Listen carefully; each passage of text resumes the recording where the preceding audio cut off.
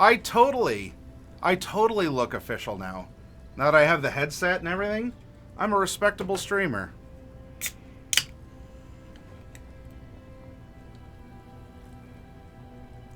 Now, as for the conversation and stuff in chat about magic effects and such, I haven't looked at any of the magic in this system. Again, I skipped over the inventory items. I'm not worried about spells. I want to know the themes of the game and how the game plays before I wonder about the minutia of the game, such as, is a particular spell in a particular circumstance overpowered, underpowered? Should something be a +2 instead of a +1? Etc., etc. I want to know the actual foundation of Daggerheart before I worry about any of the other stuff. So we will get to that stuff, I super duper promise. But let's continue going over some advice here about running a game as a GM from the author who's intending you to run Daggerheart in generally this direction, right?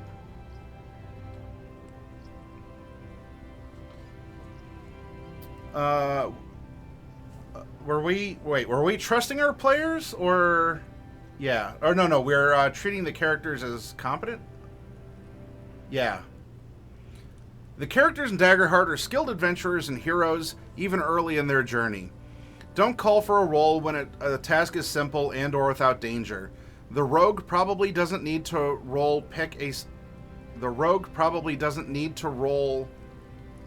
pick a standard lock.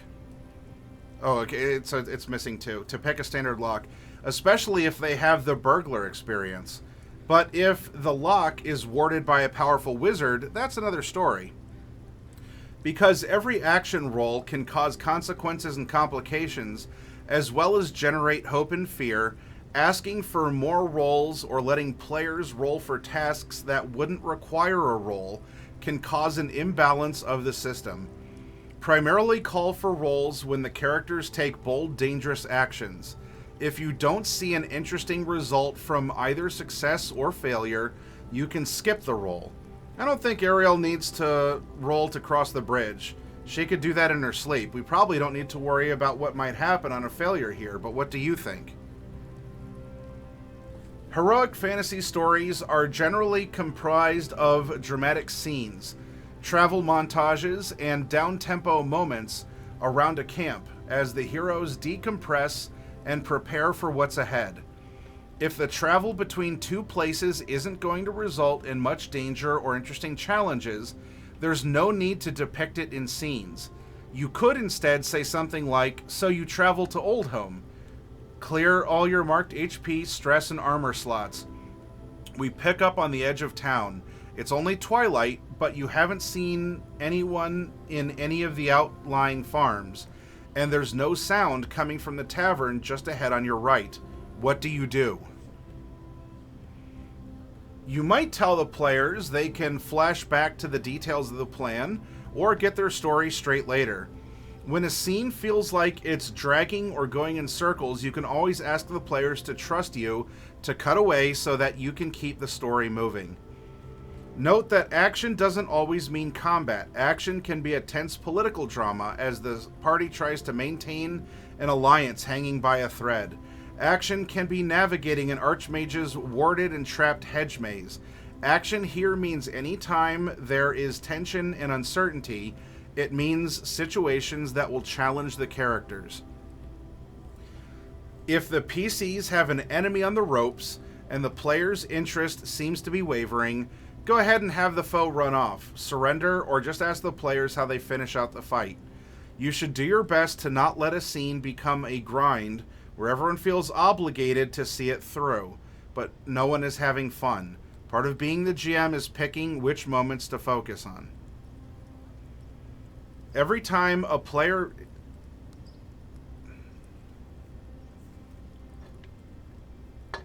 I get it, comma, but, ellipses, ...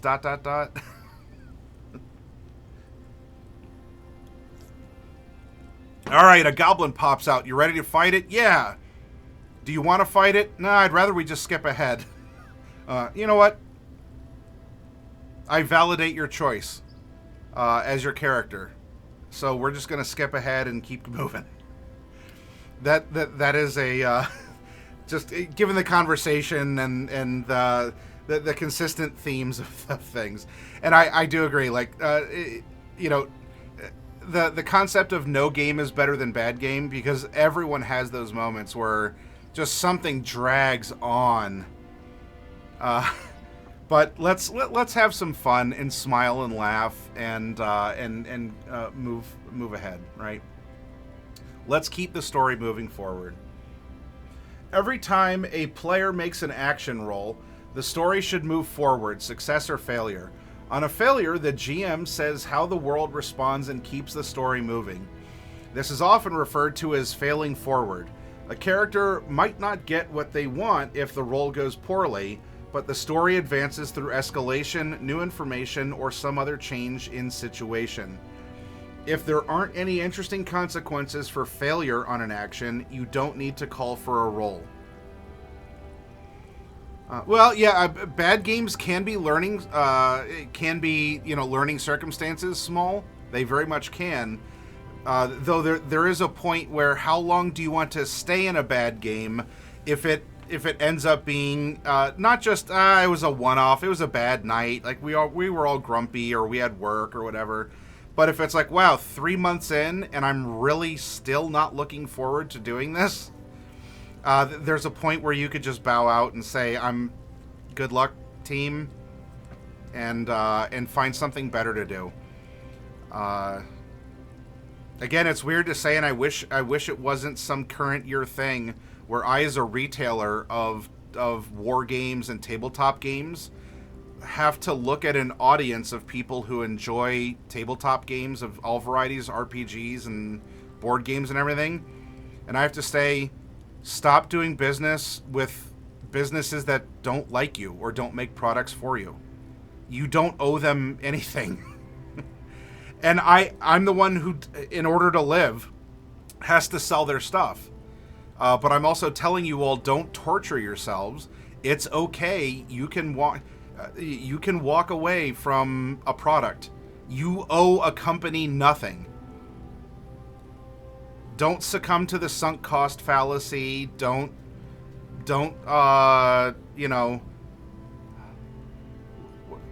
what's the meme for a bad relationship? Oh, I can fix him or her. You can't. You won't. You hope you can, because there's some feeling, it's the devil you know. It's a feeling of empowerment when you're otherwise in a tempest of not feeling powerful at all. But man, if it doesn't end up wasting a lot of your time, money, and emotion on things that you really don't need to struggle with, when there's so many other options with other groups, people, products, or companies that want to give you what you consider to be a good time with people that you consider to be friends. So please always support your friendly local game store, because we're caught in the crossfire of companies making contentious decisions and customers engaging in clout farming culture warfare. It's really tough for your friendly local game store. So, you know, if you're buying into a game to own the other side that you don't like, stick with it and buy the accessories, please. Hey! Oh my goodness, Kobold Sprig! Yes! Release the Huggernauts! Welcome, Sprig!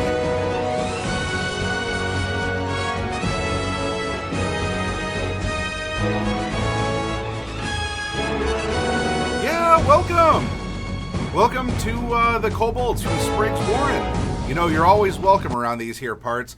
This may tend to be goblin territory, but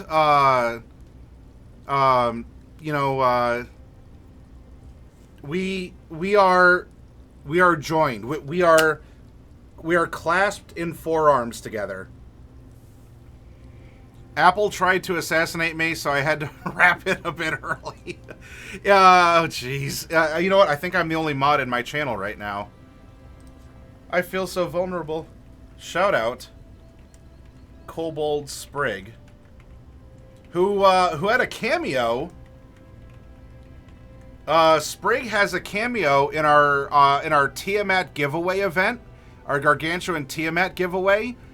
She's in 2 of the coloring book pages and makes an appearance in the grand finale movie. So if you want to see Sprig in action, make sure you head over to our Discord and participate in that. Because you too can win a $400 Gargantuan pre-painted Tiamat for filling out a coloring book page. Come on.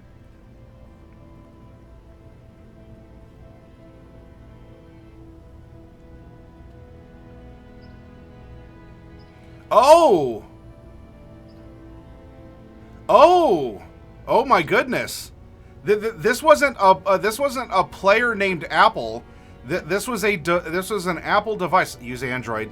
This was an Apple device that burst into flames in your hand. Okay. Yeah. Okay. Yeah. Go do your thing, Sprig. Oh my gosh! I hope you can make the conversion over to Android from Apple with your next device. You'd definitely be doing yourself a favor, Sprig. Speaking... Oh, yeah, because there's some proprietary... Yeah. Oh! That's how the cult gets you. Yep, I know exactly what you're talking about. I know what you're talking about. Yep. Well, thank you for not dying in a fire, Sprig. Yeah, it's a $400 webcam. Thank you for not dying in a fire. Please go take care of yourself and your household. You know where to find us when you know where to find us when the urgency is past.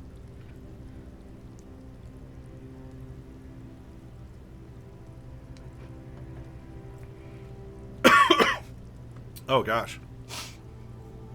Just so you all know, you can't breathe Kroger, Big Cat. No, you can't breathe lemon lime soda.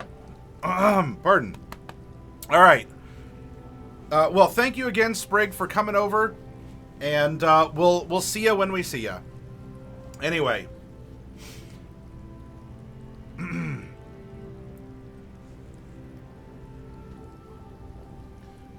Now, if anything that I've been talking about here does sound very hand-holdy, which this also kind of does bring up, I want to bring up a point, like especially with keep the story moving forward, because when I say things like this is a low-stakes system,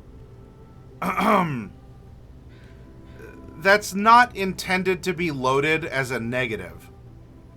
Sometimes you want to put together a wonderful puzzle. Sometimes you want to play an excruciatingly, like a week-long Axis and Allies game. Because those are moods, right? But I will say that a concept similar to keep the story moving forward is in a system that is different than Daggerheart of Call of Cthulhu. When you're trying to run an investigation and either the players don't know what's happening and or their characters are just not equipped in the moment or because of a streak of bad rolls, even Call of Cthulhu, which is a much more venerable game in a completely different genre than Daggerheart, urges you to provide some alternate methodology to continue the investigation.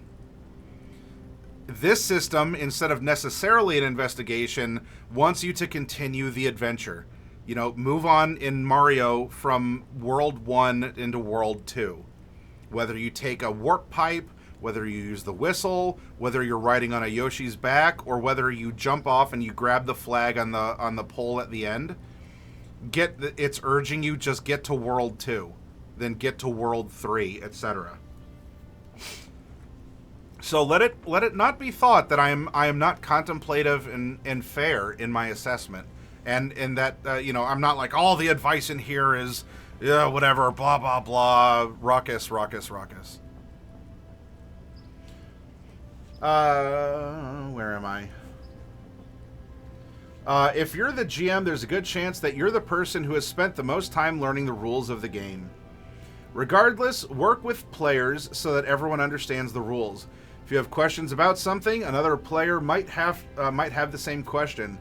Help players get to the point where they see the game's rules as a toolkit to help the story together, not as an obstacle that stands between them and enjoying the experience of play.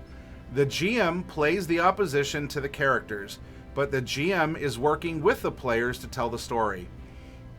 If they're missing something obvious or seem to be forgetting a mechanic or ability, ask if they think that ability might apply here. If they seem stuck, you might outright state that you think they have an ability or item that would help. Ensure that players always feel comfortable utilizing the safety tools in place for the game, and know that it's okay to shift out of character to ask something at the player level as creative collaborators or at the table as people enjoying a game together. Additionally, while the characters live in a world and have all their senses to experience it, the players only know what is established at the table together. Help the players by sharing details about their environments, giving them critical information, and offering facts and realities that their characters would easily know or have already discovered. The characters in Daggerheart are driven by their motivations. An ambitious Baroness wants to gain status and increase her sphere of influence, so she acts in ways that extend her power. A large swamp serpent is motivated by hunger and the desire for safety within its territory, so it hunts outsiders. But it might not chase them beyond its territory if it's full. Each adversary stat block suggests a couple general motives, but when you're depicting important NPCs, consider both their short-term and long-term goals and desires. A renowned thief might be most immediately driven by a desire to steal crown jewels from a caravan traveling through the forest, but their ultimate goal is to avoid being caught by the king's guard. If both of these impact their decisions, this helps create a multidimensional character. The players might not always know a character's true motives, but if you keep motivation in mind, you can depict the world with depth and consistency. When you hint at or reveal an NPC's motives, this helps the players make moves to push and pull on those hopes and fears. Show how motivation leads the party's allies to act in solidarity with them, even at personal risk. Action without motivation can feel like choreography. When a supposed ally betrays the party, your story will probably hit harder if the players understand those motivations, truly making the betrayal both sudden and, in retrospect, inevitable. The game's rules are there to help facilitate the storytelling process. Set a good example of how fiction and mechanics work together to enhance the experience of the game for everyone involved. When there's an ongoing storm that will bring disaster to the nearby port town, place a countdown on the table labeled "The Storm Ravages Port Emerald" to show that the threat is real. Be clear about stating that kind of gets into the fidget spinner aspect of things. Be clear about stating the risks of an action. Right? Be clear about stating the risks of an action should something go wrong. When a PC rolls a failure with fear, go hard with your description of the consequence to convey the gravity of the situation and the difference between a failure with hope and one with fear. Embody the enemy's fatigue and desperation as they mark their last stress, but continue to goad the party on. If the heroes are ambushed by a large band of raiders, lay out your battle mat and set out figures for all 14 enemies to show how outnumbered the party is.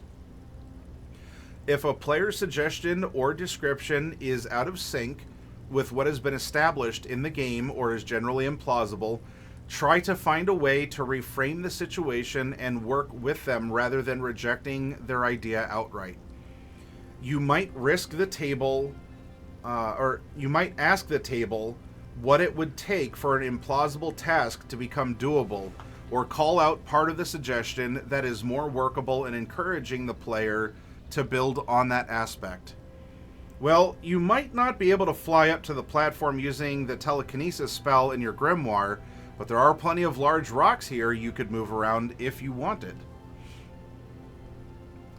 When framing a scene or proposing a way to play a beat of the story, think about moments and montages. If the stakes are high and you want to zoom in on the flash of blades or the coded language of courtly flirtation, you're working in moments. Give those powerful or climactic moments their due. Linger on the emotion and give players time to savor the scene. However, not every part of the story needs to be told in the moment. Needs to be told in moment-by-moment description for full scenes. In those cases, consider using montage, a sequence of short descriptions, or a summary that establishes what happens without lingering on the individual moments.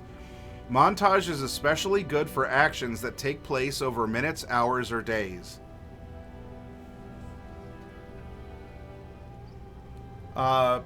Pitfalls to avoid. Like any game that relies heavily on collaboration, the tactics and behaviors of people at the table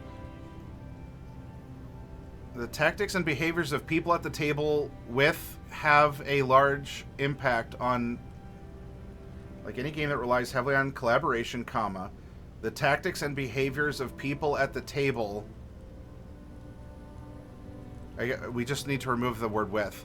Have a large impact on the way the game runs. There are areas where hang-ups are more likely to occur than others. Here are a few things to look out for when running Daggerheart, and ways to help run your games more smoothly if you encounter them. Undermining the heroes, always telling the players what to roll, letting scenes drag, singular solutions, over-planning, letting fear go unused. Even at level 1, the heroes are accomplished adventurers with talent and experience. This is a heroic fantasy game, and so the characters are assumed to be skilled at the basics of adventuring. On a failure, things go badly and the character doesn't get what they want. But rather than describing the PCs being incompetent, it's usually better to show how the failure comes from environmental factors or unexpected surprises. An easy way to make this work is to start by describing the cool or smart move the character was making, then saying "but" and describing a surprise, complication, or escalation.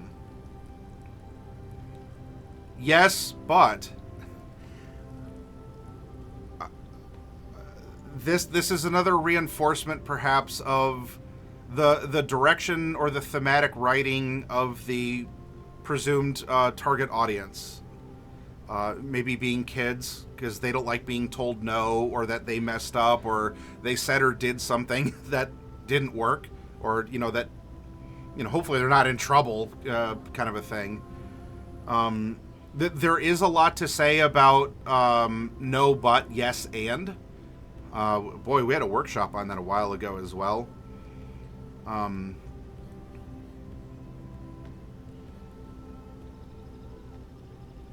gonna keep moving on. Anyway. If the group has decided on a more silly or goofy tone, this guidance may not apply, but the default for Daggerheart is to assume the PC's competence as adventurers and to make the story exciting by depicting capable heroes struggling with extraordinary challenges. An important part of the creative collaboration in Daggerheart is allowing players to express their characters' personalities through creative problem solving. In some situations, there might really only be one trait that's appropriate to roll. Traversing a slippery bridge is almost always going to be an agility roll.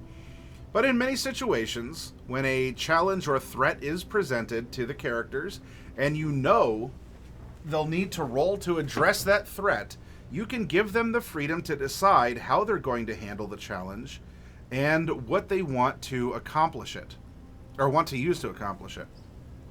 The spell writer on the giant bat just broke the enchantment keeping your airship aloft. You're all going to need to give me a roll to deal with the imminent fall. What do you do? Player 1, I'm going to jump over and grab a hold of the bat to climb over and wrestle the spell writer out of the saddle. Can I do that with agility? Player 2, I want to make a finesse roll using my pirate experience to cut one of the smaller sails free and use it like a parachute. Many actions can be completed with a single roll, and every roll should aim to move the story forward and build or resolve tension. So the wizard gets a success on a knowledge roll to search a library for a book that will provide answers to solve a specific problem. Have them find a useful book, even if it's not the perfect one, especially if finding an applicable book won't automatically solve their next problem, but is required to attempt that solution.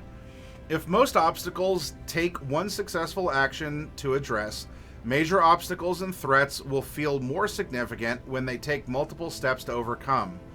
Many adversaries take several hits to defeat, but if a battle starts to lose its excitement, look for ways to shake things up or create a resolution. Hi, Hero Dragon. Welcome. If the GM has exactly one idea in mind of how the PCs can solve a given problem, it can become challenging if the players get excited about another idea or solution.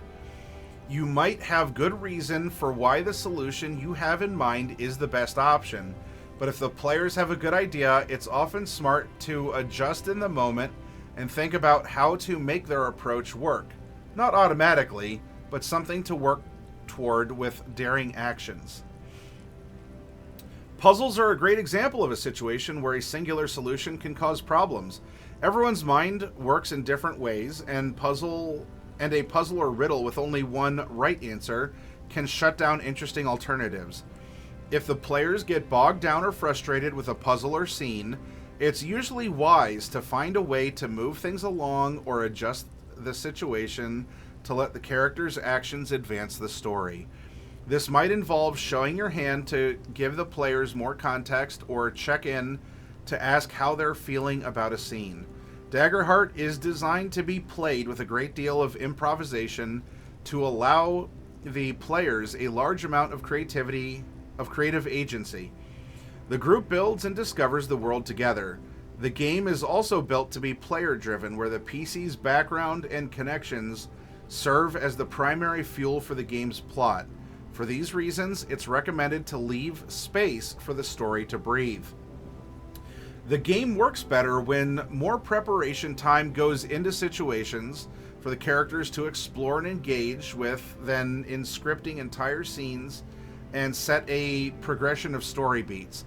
Every GM style is different, and you may find that you benefit with more time spent on certain forms of preparation while still enriching the game through player agency and creativity. Another reason to be wary of over-planning is that Daggerheart is designed for player agency. Your players will often surprise you with great ideas or by taking daring or unwise actions in keeping with the character's motivation. When those surprises come up, try to read the energy of the table and see if they're all excited to take that new direction. And it's okay to tell your players, that took me by surprise. How about a quick 10-minute break while I think about how this exciting change will play out? Whenever the players roll a fear, you have a choice between making a GM move and taking a fear. If a move doesn't fit the story at the moment, or if you're not sure which move to make, you can always take a fear. However, making moves is the main way you keep the story moving and raise the stakes. Taking fear defers complications until later. Sometimes that can bleed tension out of the current scene, and when you later use that fear, it can feel disconnected and potentially punitive. Try to find a balance between the two. Make moves when they're interesting or logical, and take fear when you'd rather not interrupt the party's flow of actions. Then plan to make big dramatic moves later on. For example, you can use stored fear to add tokens to the action tracker at the start of combat, creating tension because the players know a wave of adversary actions could hit at any moment. Hero, I did send some out. There's still some others that I need to send out. Hints are important, yes, small. Though I've met players who dislike puzzles, even if I were to make them out of A Legend of Zelda or Path of Exile. Yeah, puzzles can be a contentious thing. There is a point where you might just say, look, here's the answer. I tried. Let's keep moving on and go from there.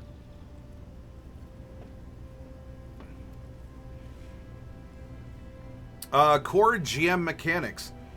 The players use 2d12 duality dice as their primary dice for action resolution, but as GM, you'll instead use 1d20. This creates a less predictable outcome for your rolls than those of the players. You're just as likely to roll abysmally high or low as you are to roll a middling number. Whereas rolling 2d12s creates a more stable bell curve of results. When you succeed, it creates a new and exciting challenge for the players, and when you fail, it is a relief and boon for the players. The swingy nature of the D20's results helps to facilitate both these experiences throughout a session, but if you ever want to increase the chances an adversary will succeed or fail, you can increase or decrease their attack modifier. Just like the players have moves they can make during the game, you also have GM moves that help drive forward the fiction in response to their actions. Unlike the PCs, you are not typically bound by rules of success and failure on die rolls or given only certain effects you can do. Your job is to facilitate the fiction, whatever that requires. GM moves provide inspiration on how you might make that happen. At its most simple, a GM move is anything you do that guides the story forward. These moves often introduce conflict, reveal new information, or put the PCs in further danger. But they don't have to. They are simply your opportunity to change the scene in some way. The softer and harder moves section offers guidance on when your move should introduce danger or difficulty, versus when your move should simply nudge the story along. Moves are your chance to make things happen in the scene. So what should you do? The upcoming sections provide suggestions, but these decisions are hard to make in a vacuum. The best tool you have at your disposal is listening to your players as they add to the narrative, then weaving your moves into the shared story. Knowing when to make moves and what kind of moves to make is almost certainly the biggest part of learning to GM Daggerheart. The frequency and severity of these moves depends a lot on the kind of story you're telling, the kinds of actions your players take, and the tone of the session you're running. But the general rule of thumb is you can make a GM move whenever you want. That's right, you're the GM. Your job is not to crush the PCs or always act adversarially. Your job is to help tell a story, so you should be making moves whenever you see an opportunity to do so. Pardon me. Things to consider.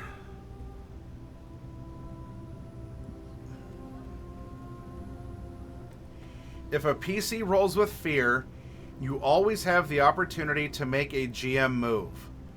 Whether their roll failed or succeeded, your move should usually build on the action the player just attempted. You might also choose to abstain from making a GM move and instead just collect one fear instead.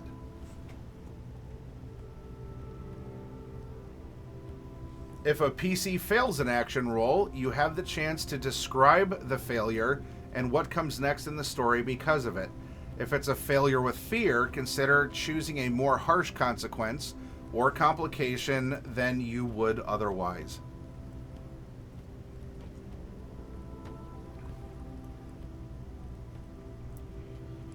Sometimes a PC makes a move that would definitely have narrative consequences, regardless of whether they succeed or fail. In these situations, you can make a move to reflect that outcome. For example, if a PC wants to save someone from a building that's engulfed in flames, the player might say they want to run inside the building. You could tell the player that if they do, no matter how high they roll, they're going to take damage from the flames. If they move into the building anyway, you can deal them whatever damage makes sense for the story. Sometimes a PC's decisions give you the perfect opportunity for a dramatic move. Perhaps they move too close to a waiting predator or get distracted while keeping watch for intruders. In these cases, a roll doesn't prompt your move, but you can seize the opportunity for a great dramatic beat. Period, space, period, space. For example, if the PCs are hiding, and again, version 1.3 playtest, don't report these edits back to them. This will get washed out in the editing process. Stuff like this happens. This is very clearly labeled as a playtest. For example, if the PCs are hiding from bandits while discussing the bandit leader's plans, a PC might say with dramatic irony, "But surely they won't look in the eaves of every barn in the district." In response, you might describe the barn door noisily swinging open as a bandit steps inside, a lit torch in one hand and a sword in the other. They look to you for what happens next. Your job is to keep the story moving. So when the players aren't sure what to do, they'll likely look to you for an idea of what happens next. This is usually a sign that you should make a move to forward the narrative. For example, if the PCs are conversing with each other during a dinner party, then they reach a lull in the conversation. They might glance at you to see if it's time for an NPC to speak or take an action. Similarly, make a move when the PCs seem to be stumped as to what course of action to take in a scene, or when the players seem frustrated about lack of information. When you need to get the scene moving again, a softer move usually does the trick, but sometimes a harder move is needed to provoke the PCs to action.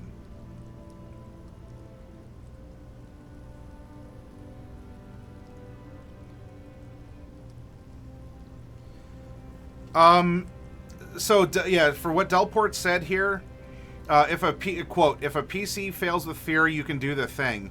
When can I normally do the thing? Literally any time. So what's the significance of failing with fear?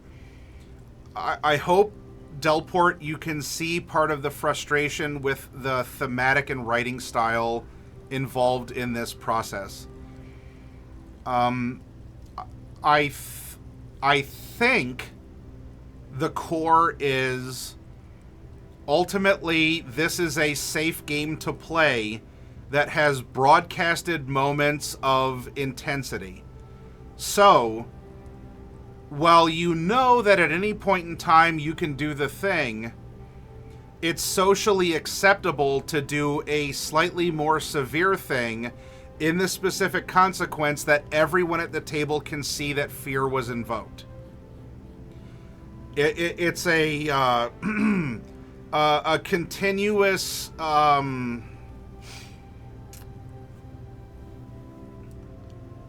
continuous asking of permission, a continuous conversation that does seem repetitive and monotonous and unnecessary. Or also why I said maybe this is written to try and teach people with some sort of a chronological or mental or emotional deficiency to a standard adult, whatever that is, why you need to spell everything out, and everything needs a consent checklist to invoke, I guess. So that way everyone understands, well, you rolled with fear, and now we accept and understand that a bad thing can happen, even though you can also make it happen anytime, or you can also choose to just not have it happen because it's not appropriate for the circumstance. And you're told that several times throughout the document. So fear is supposed to ramp things up, and that's where it, I believe, my interpretation of reading this is what is supposed to prompt what the game is supposed the player feels emotional investment. Maybe there's, like, in writing this, it's trying to ramp up fear so that you as the player gasp every time you see fear happen, as a way to say, you are supposed to gasp here. You are supposed to feel fear now on this mechanical circumstance in this moment that is cued. And then the fear happens, and then you're not supposed to feel the fear. Hi, Hunter. Good to see you. And so it's a broadcast. It's a broadcast way. Like, you're broadcasting the intent. You're broadcasting the seeking of consent for a bad thing to happen, because it's an undeniable circumstance which could be denied, but also happen at any other point in time. But you have, so the core, with the core mechanic being duality dice, it has the name duality, it has hope, and it has fear.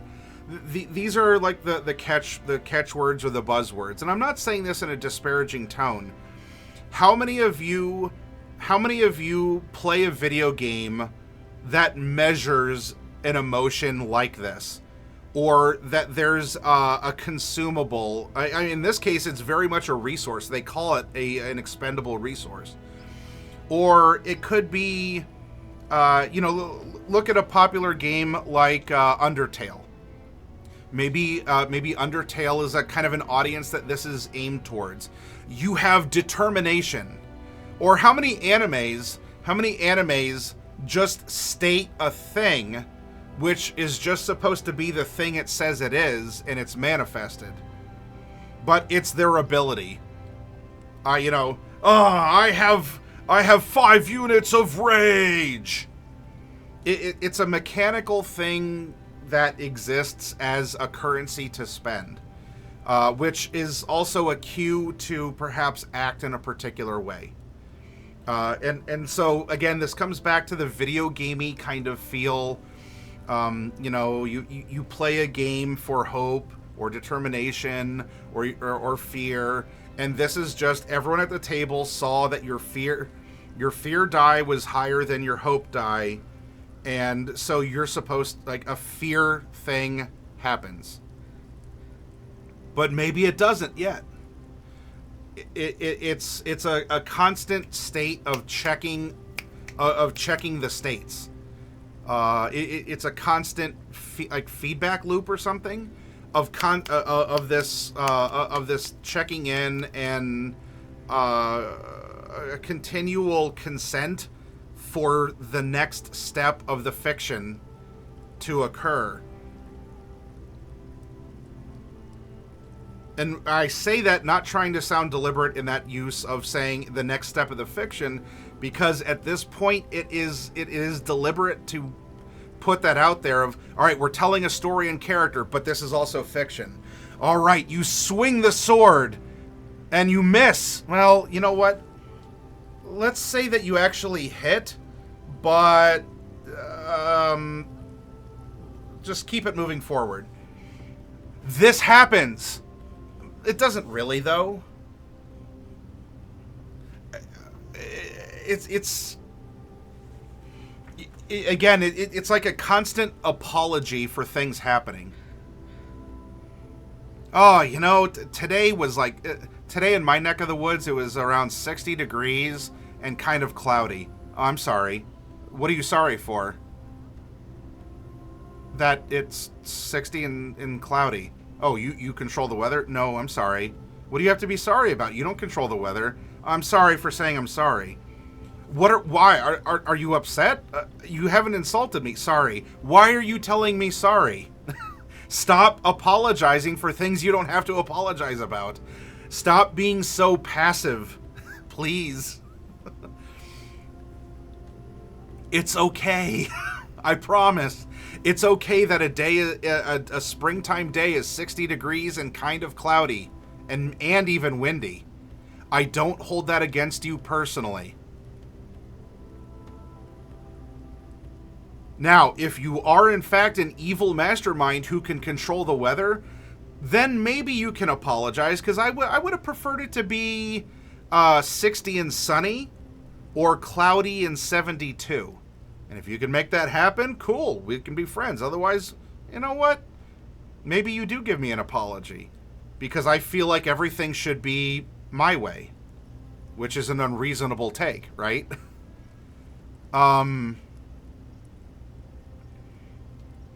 Well, and it's something you can laugh about, Small.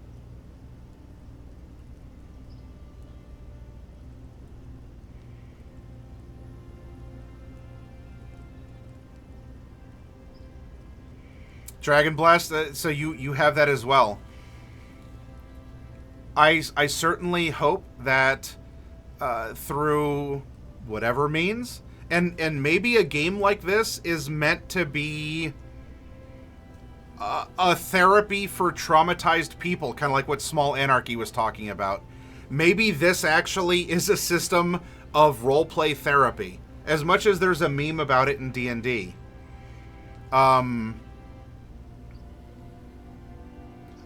Hello, Governor.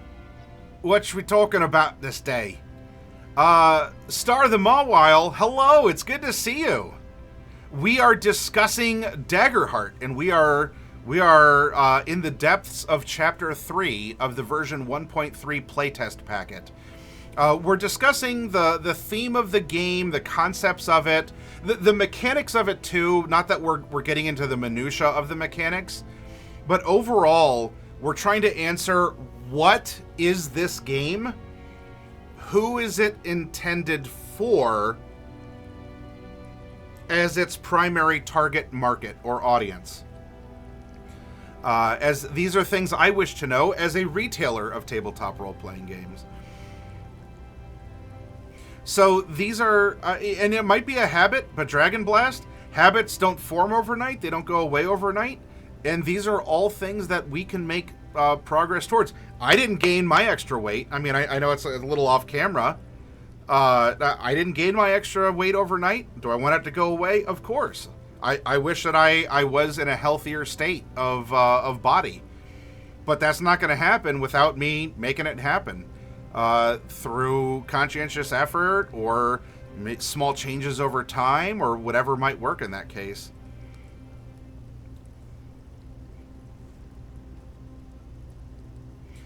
Small Anarchy, I 100% agree.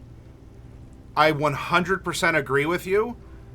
And that caveat, that comma but, that caveat is important because a system can't do it for you. It's like going to see a professional therapist and expecting them to fix you. It won't happen. You could sit down with someone that you have to pay, $200 an hour for your sessions. If you expect someone else to fix you in therapy, it ain't gonna happen. You gotta do it yourself. What you're paying for is someone who presumably has more experience and or better tools or methodologies or just perhaps a more efficient experience to prompt you to want to fix yourself, right? That's a simplification of the process. And I'm certainly not encouraging anyone to not go to therapy if you feel that you need it or it has been prescribed by someone that you trust to prescribe it. But it's like with that, you want to kick a habit? Do you want to stop smoking? Yeah, you can do it cold turkey. Maybe you need nicotine gum. Maybe you need to do something else that could be more dire. You got to check into a facility because it's ruining your life. It's ruining your finances or relationships or something. So it has to be forced. That's what I mean by that. So I agree. I have seen people who, and because I do this not only personally, professionally, I have seen people who are wallflowers, very shy, very introverted, very passive, who over the course of time blossom and bloom into wonderful people who are fine laughing in public, sharing in jokes, who've really come out of their shells through this. Because gaming, it could be role-playing, it could be board games or something else, has given this person, has given him or her an opportunity that wasn't there before. And it can be therapeutic. It can do a lot of great things. The people who come into friendly local game stores are usually not the Friday Night Light quarterbacks in high school or college, right? You tend to get the wallflowers, the band geeks. You tend to get the goths. You tend to get people who are more on the fringes of whatever the norm might be considered to be. And I have seen amazing things happen. But I suppose it's different going into something with an expectation of it's going to deliver. Like, the expectation is a part of it. If you go into it and it's predetermined or it's supposedly guaranteed or you expect it to do something, that is going to taint the entire point. Whereas if you do something and it wasn't expected, you find it, you discover it. It was an organic process. It wasn't mechanical. It wasn't written out rule by rule. Societal interaction by societal interaction, seeking group consensus for the next step in a fiction to occur. Do some people need it spelled out step by step? Of course. They may not know better because they could be a child, or there could be something cognitive or emotional, or it's just how this person has grown up to operate. And so there are people who might need a step-by-step instruction book for this thing. I'm not going to chide Daggerheart for writing this out. I do not feel personally offended reading it, and there might be someone out there who needs this list of back and forth mutual step-by-step consent for a story to occur. A check for everything, a validation for everything. But in that case, I wouldn't say that's therapeutic. I would say that's simply continuing the same habits and behaviors that were brought into the game are carried forward and facilitated by it, such then the end, it feels like a manufactured process, which I hope it's not, because in storytelling, fiction, in storytelling, I'm only going to speak for me. I'm not a representative of any sort of group or organization or anything.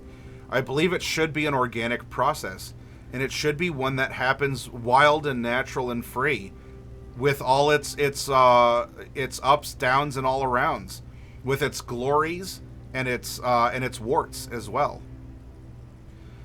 Because at the end, for it all, you have been through something fun and wonderful together. And it didn't require a mechanical step-by-step, right? Sheltering. There you go, Dragon Blast. Sheltering. Hi, Diadems. DQ says therapy doesn't fix anything. It only provides the tools to fix things. Mawile says, I've been playing TTRPGs since before birth. I touched my first RPG book at age 4 months. Page 34 of Dad's VTM3. I still have the scar to prove it. And I have dealt with problems I had both by role-playing as a character to kind of talk to my friends about it, or as NPCs to work ideas out. Absolutely. Mawile, 100%. As a storyteller, as a DM, GM, ST, I have been responsible for the death of millions of people and immoral acts that I cannot mention on Twitch without fear of having a legitimate business shut down and banned off of the platform. In the context of a story that is not real life nor reflective of me. But there are ways to bring drama or to put something out to consider where we might all go, whew, yeah, yikes. And to resolve it. And usually come out as the big damn heroes. Even in something like Vampire the Masquerade, where you're not necessarily, the horizon's not golden. If it is, you're in trouble as a vampire. Not necessarily where you are the big damn hero, limitless days of sunshine, summery adventure, low stakes. It's pretty much a, you're walking through a Mario game level by level, and you're going to get to the end and get the fanfare, and then your Saturday morning video game session or your Saturday morning cartoon is over, and then you wait another week and you come back to it. You have fun, and then you put it away, and you go from there. I wouldn't make it into a mechanic, though. It does come with limitations that take away from the DM by throwing something. While fear can throw something in, it feels too controlled. Games can be hard. Assuming people understand what you instinctively know by habit or memory creates confusion and frustration. Yeah, and that's why these games are absolutely games of communication as well. Now, this system as it's written is very expressed. I can't stress how much it stresses that every opportunity it has. That it pulls you back out of the game and says this is fiction. You're sitting at a table with people telling a fictitious story as human beings at a table playing a game, but get back into your story, but then realize it's a game of fiction. And it's such a back and forth. This is why the tone feels kind of jarring or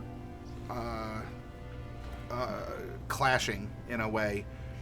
Does that have anything to do with the mechanics of the duality system? You know, I'm like, this is, this is anime BS. You know, if I have to hear another anime protagonist have a power called Ragnarok, and it uses Norse mythology, I'm done. I mean, it's gonna happen. It happens all the time. It never will stop happening. There will always be another anime where Ragnarok happens and it's about Norse mythology, and the hero is named Thor or whatever, or if not Thor, then it's close enough because it's a very thinly veiled reference. But it happens, right? There just might be a point where you've consumed so much anime where you say, I'm really now sick and tired of another anime with another version of Ragnarok and another version of Norse mythology and another Gungnir and another Sleipnir and another set of runes and another blah, blah, blah, blah, blah. Because you as a person have become kind of burnt out. You've seen an anime Ragnarok and Loki and an anime whatever 100 times, and now this is your 101st.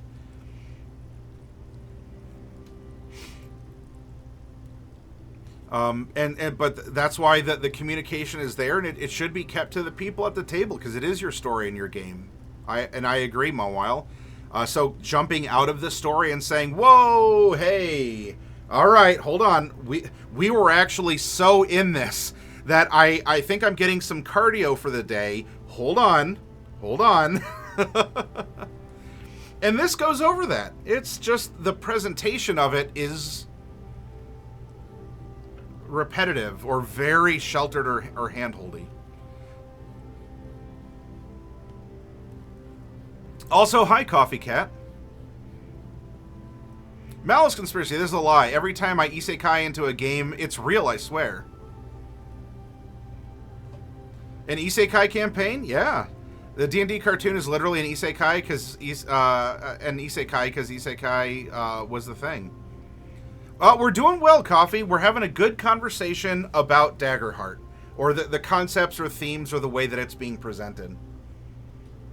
How to choose a move. When a player makes an action roll, the result influences how the scene changes, but those changes depend on your chosen GM move. Consider the following examples of what you might say to the player after an action roll and what moves you might make. That's a critical success! You get what you want and a little extra. Take a hope and clear a stress. Let the player describe their success, then give the party an additional opportunity or advantage in the scene because of it. That's a success with hope, so you get what you want. Let the player describe their success, then how the world reacts to it. That's a success with fear, so you get what you want, but it comes at a cost. Work together to describe the PC's success, then introduce a complication or cost.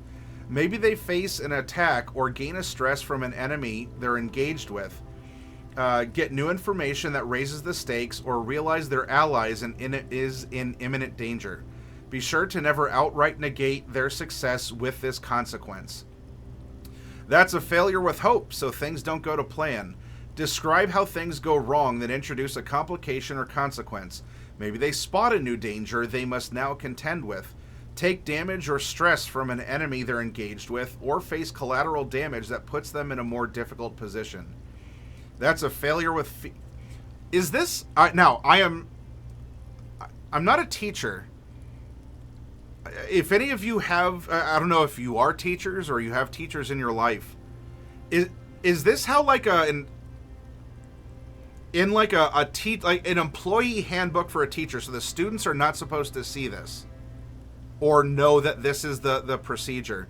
For like elementary school or middle school or something, is this like how a teacher is prompted to act in situations?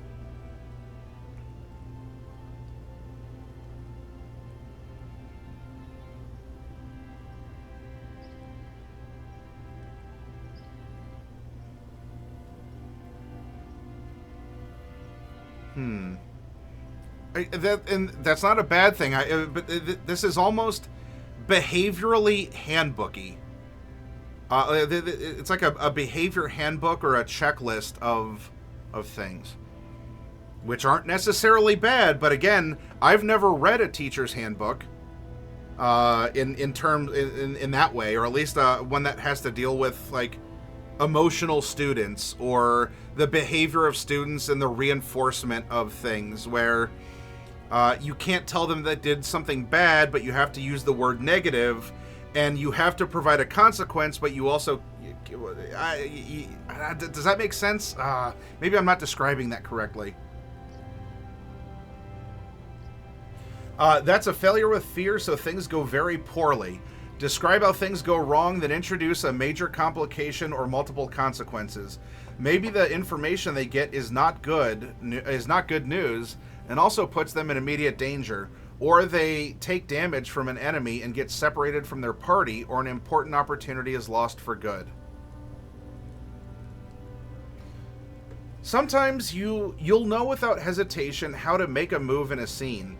A PC just rolled a success with fear on a melee attack against a powerful enemy. They get what they want, but it comes at a cost. In response, your move might have the enemy strike back or throw the PC across the battlefield. Maybe you set up the scene so that they're fighting on a precarious ledge, and the attack from the PC was successful, but momentum carries them dangerously close to the cliff's edge, and they now must make an agility check to see if they can keep from slipping off. Hi, Barn Recluse. I missed the first 3 hours, and I'm inebriated. Could someone summarize for me what I missed? We're delving into the free playtest version 1.3 of Daggerheart. We're exploring its themes and its themes and its mechanics. I'm not doing a detailed measure of the math. I'm not going, actually, this should be a +1 in this circumstance that comes up exactly 13.13 repeated % chance of the time. I'm not worried about that. I, as a retailer of RPGs, as a friendly local game store guy, I need to understand for whom was this game made? How does it play? How does it come across? What is the intended audience? And generally, how does the system work? If I am to make a decision on carrying it, demoing it, or suggesting it to people of different varieties. But welcome, Barn. Momwile says, does the game sound fun to you as for now? I think it is kind of emotionally heavy but interesting. Mawile, I feel the opposite. I don't feel that this is emotionally heavy. As you're prompted to feel emotion, and therefore you're not feeling emotion, you're told that emotion is happening at or around you. It doesn't mean that emotion can't happen. I know it wants to have emotion involved. Improv theater kids? Probably, Hero, yeah. But when you say it out loud or you say it outright, it doesn't it doesn't feel genuine. So I know that the system wants emotion, and I don't doubt that at all. I know that it wants to evoke heavy emotion. The way that it's presented to me does not feel emotionally heavy. It feels emotionally manufactured. You're told that an emotion is occurring, and you should react to it as a prompt. But I do not doubt that genuinely it does want you to feel feelings. Is the game fun for me? This game is not made for me. Would I have fun playing it? Maybe a one-shot, as I do believe that this is a bright flash of color. Everything is a Saturday morning cartoon, or you sit down and you play Mario Brothers for a couple hours. It's bright, there's noises, coins and turtles, and then you stop and you put it away, and then you know... Am I emotionally... I mean, if I'm leaning on the edge of my seat while I'm controlling Mario, I'm emotionally invested, I guess. But ultimately, I know that Mario's going to win. He's going to get the princess back.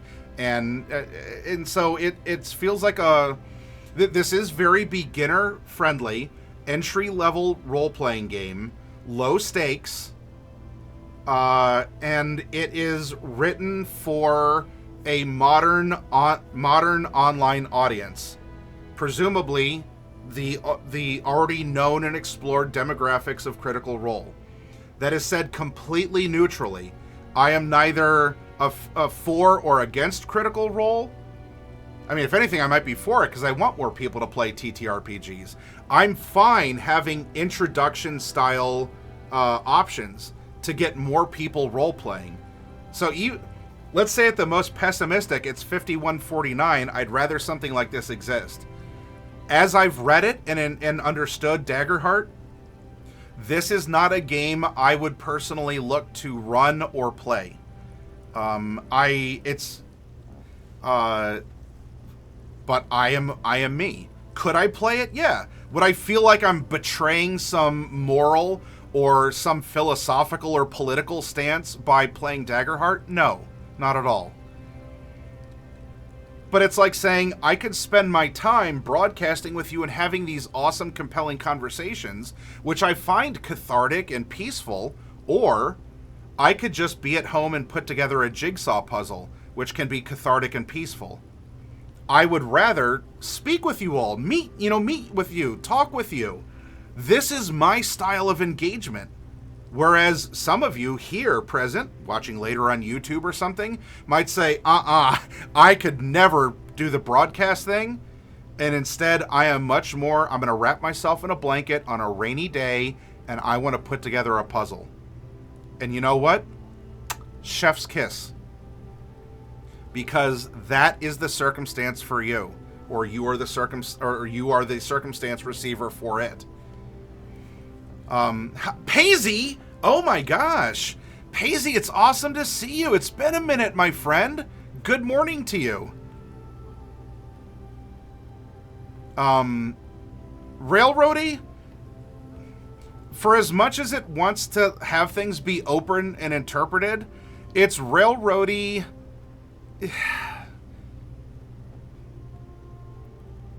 In a broad concept of railroady, yes, but it is not the hard definition or conception, nor does it actively encourage railroading. It doesn't want to be railroady. It comes across in a different... instead of being a railroad, it's a monorail. So it's not technically a railroad, but it's a railroad, right? Demon Cooler says it's like Shrek when Farquaad has the cue cards for the crowd.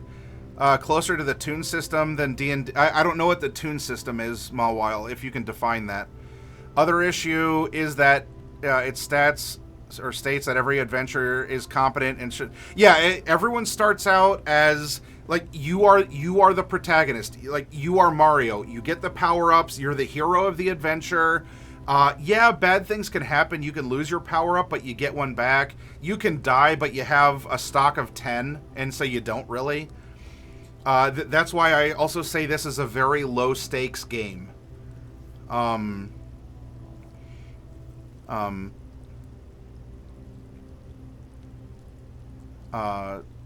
Should be treated as one that sounds like they don't want joke characters or silly characters.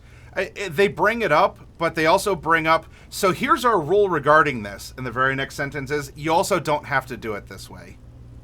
Okay. So I'm on Main Street, city, state, country. And then I turn on to 2nd Street, and city, state, and country are listed also on the sign.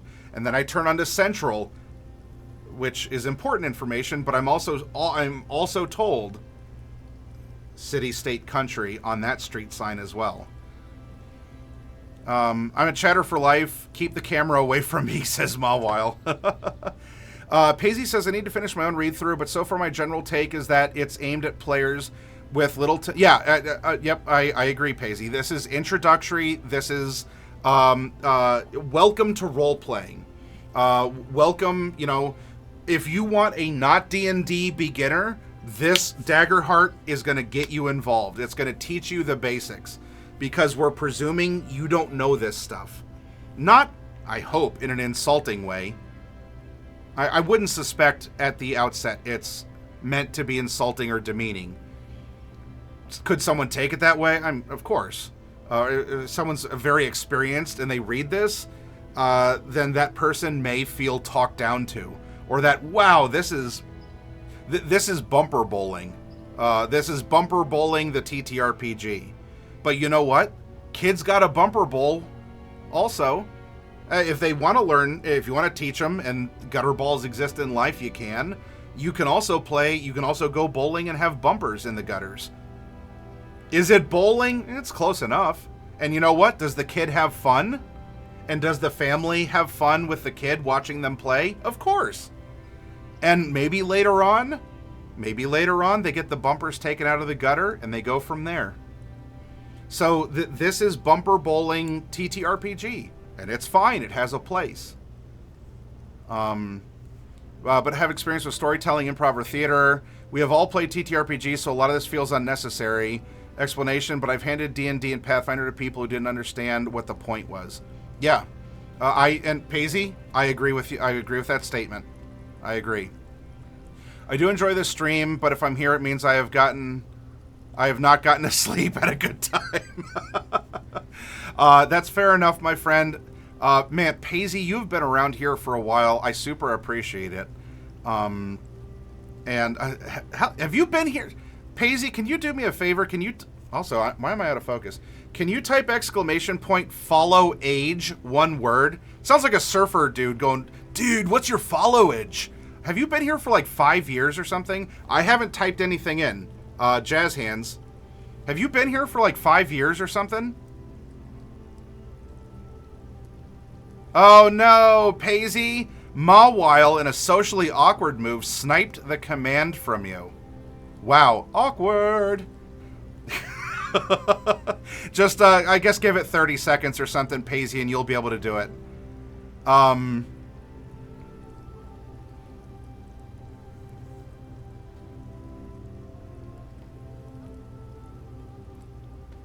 Sorry, I'm trying to catch up in chat here. Hey, VPN, very powerful nerd joins us. Rules Pog. I think the stakes can be bring more higher if the DM and player want it. Rules about the... Oh, so Tune is an 84 game. Rules about the game, optional if needed. I think it can be made more straightforward doing the session 0. From the playtest I've seen, they use a lot of CCG. Does it look playable without... the system has built-in fidget spinners, as I've been trying to convey it, because I think the concept of fidget spinner, I think, matches the concept of the target audience of this game. So the game has a built-in like board game TTRPG fusion. So the character sheet has built-in fidget spinners for people to play and use. We need more entry-level mainstream TTRPGs. Have you ever tried to DM a game for 5 people in their first playthrough of D&D? I have not recommended, says Mawile. I've been here a while. Sorry for the snipe, though. You're fine. You don't need to apologize, Mawile. In societal context, I was providing cover fire for you by joking about it, and that lets you get by with a sly grin. And that there's no societal expectation that you slighted or wronged anyone. And now that we've had this discussion, I want to move the fiction forward in our story as human beings around a table telling a high fantasy adventure about our characters, if that's all right by you. Now, please place your tokens indicating that you're okay on the table. And when everyone has 2 tokens on the table, we will take the next the next move forward in our fiction together. DQ says, I'm signed up to run Alien next month at a local con. Should be interesting. I've been here a while. Okay, so there's that. Oh, look at that! Paisy, I got you. I got you, Paisy. 5 years, 10 months. So, I mean, all right, it's closer to 6. Maybe you got me. 5 years, 10 months, 20 days. Man. I'd like to think that I try to pay attention to you all in chat. I do try and get to know you all as you come and go, as you talk about things that occur in your life. I really, honestly, Twitch Heart do. So, yep, you follow the channel when you're working night shift. Yep. The one thing I really appreciate in this system, in the Hope and Fear results, maybe not unique, but a simple system to mechanically flavor results beyond just success or failure, seems like a net benefit to the system. It is unique for this system. This system does have mechanics that are cool, that maybe other systems can benefit from if you were to yoink them and put them into something else. It's a time-honored tradition. Or that this system, you can yoink from other systems and put into here. The duality system is, it does feel unique. It certainly is the core around which everything is being expressed. Ma, while you don't have to be sorry. Okay? We Gucci. I'm trying to use modern parlance. We Gucci. Fam. Small Anarchy says, I believe there's a lot of tracking in this system, which is what worries me, since that sort of makes it not friendly for beginners. So there is, but it's also, I haven't shown this. Here's the character sheet. This one is in specifically for the warrior. The things you track are very large, easy to read, big squares, easy to mark, and easy to erase. So yes, there is. Is it anything more than you might get in D&D? Probably not.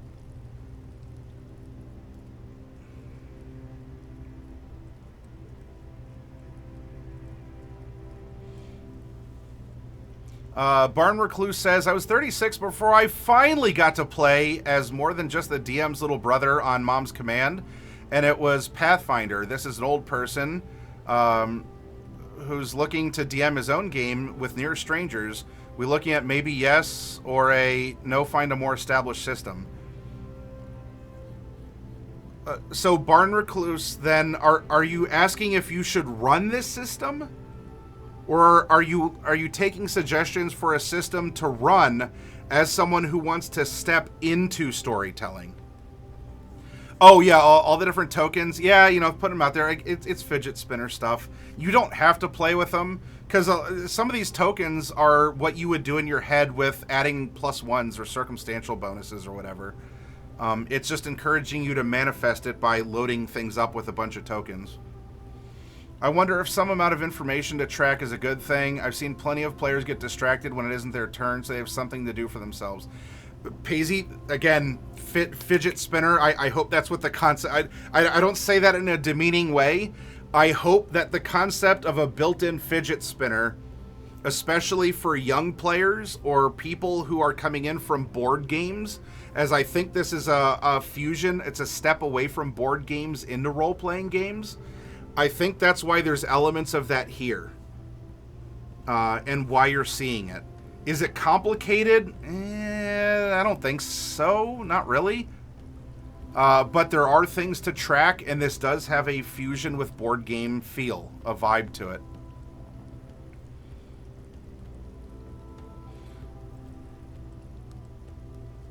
I'm looking if I should try to start new players on this new system just to get them in, or if I should try to be good with a system I know.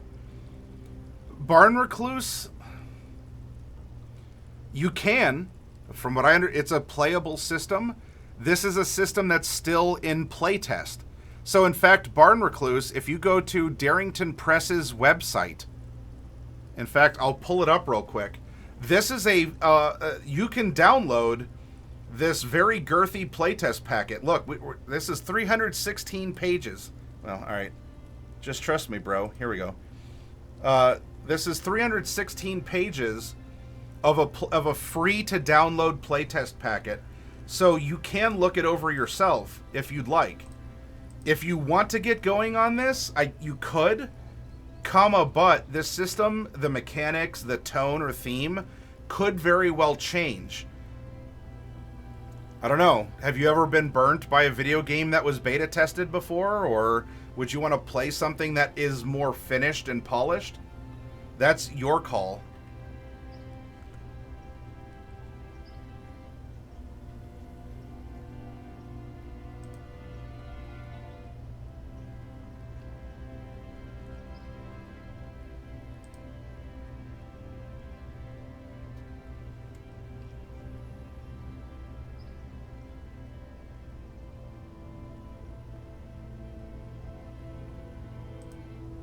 Or I'm sorry, this isn't the Darrington Press website.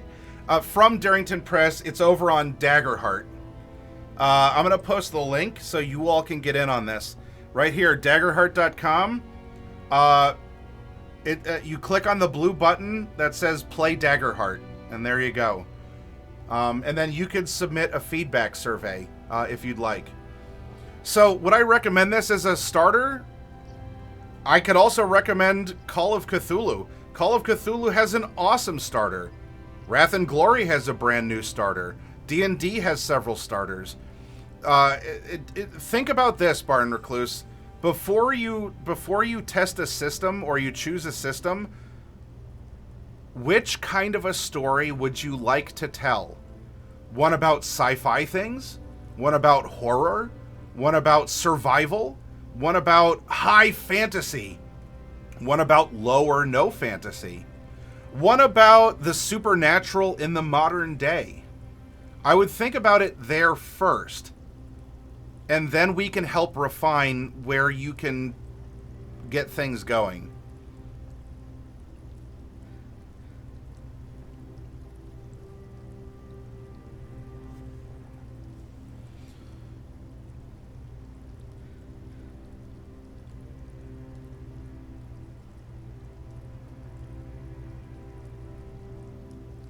Mawile says, I kind of like the let's proceed our fantasy tokens for like DMing to young kids.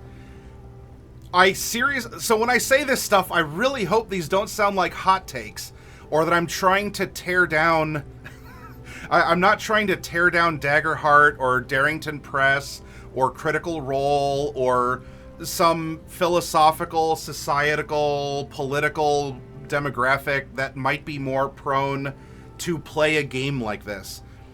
I say it because I think that carries the concept. And if this is a game that does want children playing it, it should have mechanics that are aimed for kids to make kids' minds easier to process a flow of play and conversation or human interaction that they've never experienced before. And even if someone is not a chronological child, there are people with mental, emotional, or behavioral issues that have not had them progress past that state. And those people, now, is that a vast swath of humanity? No. But those people might need a starter, a system, a concept that lays out a series of human interaction back and forths because he or she has never experienced those in a meaningful way or can't comprehend them and needs a talking stick or a advance the story token. Does it demean you, whoever the you is out there on camera, does it demean you that this system exists that is a constant need to check if things are okay? Hopefully not. Just don't play it. Don't buy it. Don't play it. Don't teach it. Avoid it. You know, if you want to badmouth it, I mean, that's on you. You don't have to support it because maybe this system is not for you, and that's fine. Because it's okay to not play a game. And it's unreasonable if someone says, oh, you don't play Daggerheart? You must literally hate X, Y, or Z people. That's unreasonable on that person, and that person should feel ashamed. What, do you have a problem with accessibility? You're canceled on Twitter. That's unreasonable and immature, and perhaps the very child we're talking about not knowing how human interaction and communication works. And in which case, it sounds like that person actually needs to play Daggerheart and not just try and get retweets and likes for saying that that person likes Daggerheart. Because if that person learns to grow as a human being and communicate and express intellect and empathy, I sincerely hope he or she grows up to be a productive member of society. And maybe Daggerheart is exactly what was needed to turn a literal or metaphorical child into a productive human being on this planet. Because some people need that for any life circumstance. I would rather it happen than not. Just like as much as people go, Critical Role ruins D&D, the Matt Mercer effect, destroying institutions. I would rather more people get involved in role-playing games. Daggerheart, D&D, Call of Cthulhu, All Flesh Must Be Eaten, Paranoia, Kobolds Ate My Baby, Palladium, Rifts, Pathfinder, any myriad number of other Alien RPG. I would rather people play than not. Yes, commercially, that means that maybe I could make $10 extra from selling a book. That's a whole other economic conversation, by the way. I might be able to make $10. Am I financially invested in you doing it? Yes. Can I speak as a player and fellow human beings who also enjoys human being things? Yes, I can do that too. And I want more people playing games and talking and spending time at a table sharing memories, ordering pizza or Thai food or whatever, and just sitting down and having a fun time. Is this an option? Yes, Daggerheart is an option for that. Is it an option for you? It might not be, honestly. And it's fine. It's fine if Daggerheart is not written for you. It's not written to you, it's not written for you, and it's telling you things you already need to know. Hopefully you don't take it personally. And if that means that the writer has targeted through theme or grammatical choices or whatever, like 1.5% of humanity or of the tabletop role-playing whatever, or perspective, like is ignoring established people and is really just looking to get newcomers who've never played it before, but maybe like anime of I want to be the anime protagonist, or maybe likes board games, and tabletop role players are probably what if they're not even the target audience? The writer could have his or her back turned to you and is welcoming in people not caring what you think, because they want more people role-playing as well. And in which case, you live your life playing Vampire and D&D and playing all these other games, and you ignore Daggerheart. You don't support the publisher. You don't support the product. You don't watch the streams. You don't teach it. You don't bring it up. Whatever. You live your life happily, and other people who might discover it, I mean, look, they're the ones fronting the cost to publish this. Presumably it's not going to be a crash and burn. Is it going to be a multi-billion-dollar global business like Hasbro and WotC and D&D? No, and it doesn't have to be. They're not operating at that scale, and they're not competing for necessarily the same audience or product. It really seems that way with how this is presented and how it talks to the possible players. Am I out anything philosophically or politically or economically if Daggerheart succeeds? No. Because let's say that someone who absolutely thinks differently than I do starts playing Daggerheart, okay? And they dyed-in-the-wool Daggerheart fan has run 10 campaigns a year for the past 5 years. Nothing but Daggerheart, and this is the not even penultimate. This is the ultimate system. That person might still end up at a table of mine or someone else who thinks differently, communicates differently, runs things differently, and will expose this person to that next step in personal growth by, through challenge. And if not, then this person who is Daggerheart all day, every day, brand loyalty, Critical Role until I die, Darrington Press, we roll forever. There's also some people you just can't help. And you gotta let them go. Because just like we talked about with therapy earlier, if people don't want to help themselves, there's nothing you can do. You can be as emotional and or as logical as superhumanly possible. And you will not, you just will not reach that person. And you will only add detriment to your life otherwise. So, is this a system for me? I don't think so.